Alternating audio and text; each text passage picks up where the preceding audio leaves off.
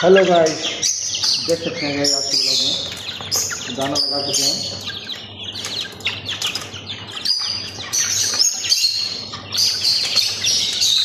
सब कुछ दिखाएंगे दोस्तों।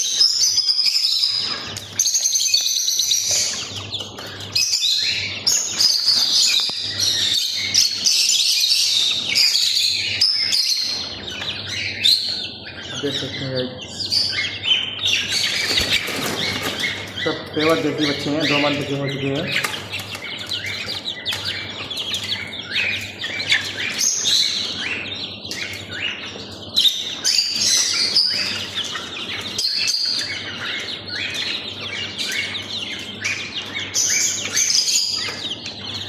ये वाला मुर्गा है, देख सकते हैं, ये मुर्गा है।